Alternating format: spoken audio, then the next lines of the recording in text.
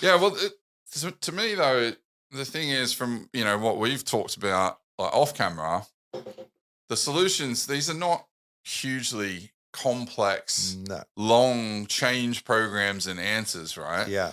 Um, so maybe if we just switch gears slightly and look at some of the successes, right? Yeah. And then I think we can get on to after that. We'll talk a little bit about practical Sure. advice, like Yeah. what people can do. Oh, I've Because got I it. think Yeah. we're not, myself included. I'm not a cybersecurity expert, And you don't right? need to be. Right, exactly. But You it's, know? it's kind of like, okay, what are Yeah. the steps, right? But before that, because I know you were talking about through your system, for example, there's over a million or a few million emails. 4 million. 4 million 4 emails. million emails in the last 3 months, just over our existing client base. Right, right.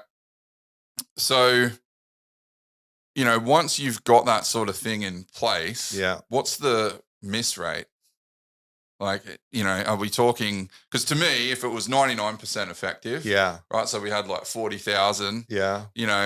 That not ideal, but Yeah. pretty good. So, what's the sort of success rate with the right type of solution in place? So, and again, this is what's a great question, because sadly, most people, again, are not aware that these solutions are even out there. Right. My new tagline is, and I'm going to answer your question, is that you need to use AI to fix AI. Okay. Why? Because all the new, let me rewind. The other day, I was asked to do a presentation, 15 minutes, how AI affected or is affecting the world of cyber. Okay. Yeah. And I started by saying that the problem that every hacker and scammer have right now and worldwide, do you know what that is? A resource. There's Right. only a finite of people that they can employ and train up to become hackers and scammers. Okay. Yeah. You with me? okay. You Yeah. agree? It makes sense. Yeah. Yeah. I So- just never thought about it before. So now, if I can start bringing in AI and start using bots to expedite or, like to infinity the amount of attacks, and hence why the whole DMARC thing comes in again, that's when you go realize that now this is a different war. I call it like a tsunami, of attacks, because Right. you can now automate the process. You've heard of ChatGPT, right? Yeah. Have you heard of WormGPT? It came from your land of the world. No. It started in Australia. So WormGPT is now used by hackers to completely automate the process of attacks. Okay? Aussies, that's very naughty. Very. Shouldn't have done that. But let me answer your question. So we use a system, and again, this is where I think our real value comes in, even as a small business. We've gone out to market. We haven't gone through 12,500, but we've tested maybe 12 or 13 different email security systems. And we found a company probably about 5-6 years ago now. And we were one of the first adopters in the UK. They rated #1 in the world by Gartner. And we started implementing the system. And like I said, it takes us maybe half an hour to implement. We strip out of 4 million emails in the last 3 years, just as a guideline, we've missed 6. Oh, wow. And we know why. Right. And I think the main secret sauce as well is that as a business, we do the release request for businesses. So we strip out 99.8% of attacks. The 0.2 that's left, we'll send you an email and go, Anthony, were you expecting this email? Not from Donald Duck, but say from Francis, right? Right. And you go, yeah, I think I am. So you click on a button that then generates a ticket in our system. And then my guys who are trained up to hilt will then physically inspect that email. And only then will we then either release the request or deny the request.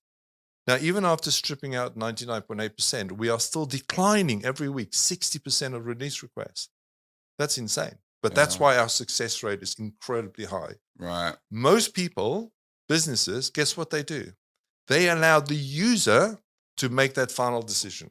So they strip out most of the attacks, but then they get the user to decide. And I think that's criminal, because Mary, who's been working in the business for 30 years, email now comes in asking for a change of bank details. She executes it, and that's another true story. And she lost the building firm close to 100,000. So which means that now she's been off work for over 6 months and she doesn't want to go back to work. Yeah, right. Yeah, I mean, it's interesting. So where my wife works at a school, they had sadly, like a family there who had been hacked. They got into their bank. Yeah. And what they did was they changed so that it's on a direct debit, Yeah. right, for the fees, Yeah. quarterly fees.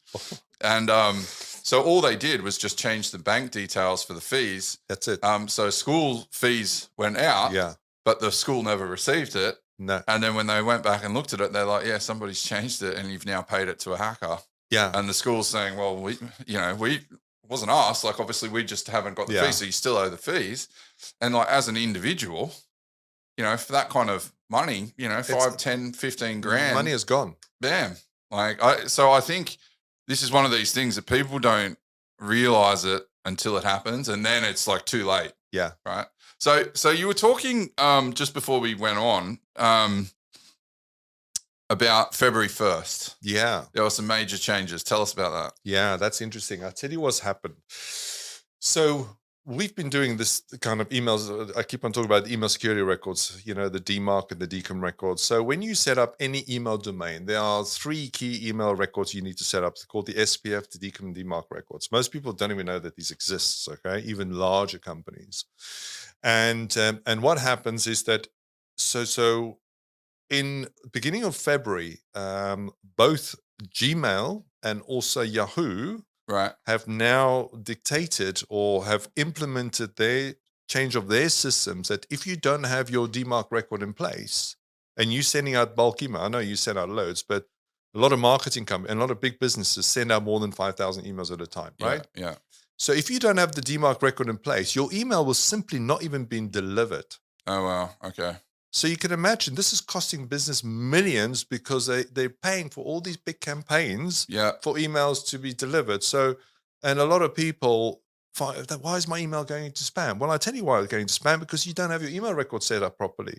Something as simple as that. And like I told you, we've run a service to fix that, but it's such an easy thing to do. But why is it that 98% of companies don't have it in place? And I tell you why, because they've been advised by the wrong people. That's Right. why they don't even know it's on their radar. They think, oh, well, it's just a problem with email. Email just coming back. So 94% of attacks coming by email now, right? 94%. 94%. Right. Email is the most unsecure way of talking or of communicating. And sadly, it started off many years ago where people just, in universities used to communicate with email. And I love it. If you look at an email logo, what does that show? Mhm. Tell me the logo that you see in your signature. What's that little picture next to the email address? Not sure. It's an envelope. Oh, right. An envelope. Is the envelope open or closed? Depends if it's It's normally closed. You'll Yeah. see a little logo of an envelope, right? before I've read it. Right? Yeah. Yeah. No. When you send out your Outlook or Oh, signature, okay. Yeah, next to it, they're little icons. Right. And people like to put a little envelope there indicating this is email. Yeah. Now, it's completely wrong because an envelope is closed when you post it. Yes. Think about an email as a postcard. So Okay. everybody where that email travels, unless it's encrypted, can read your email. Okay. Now you Think understand. about email as a postcard. Okay. Yeah, But not write naughty stuff on there then. precisely. Well, that's why. And then people send contracts, and we deal with a lot of property companies, and they think, oh well, now I'll just send the email. And like in a minute, we'll talk about WhatsApp as well, because that's one of my favorite tricks. I'll show you.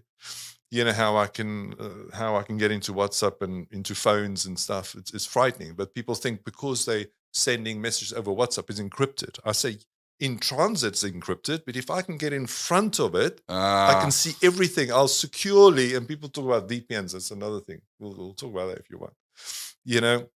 People think, oh, I'm sitting at home and I'm using a VPN. I'm like, fantastic.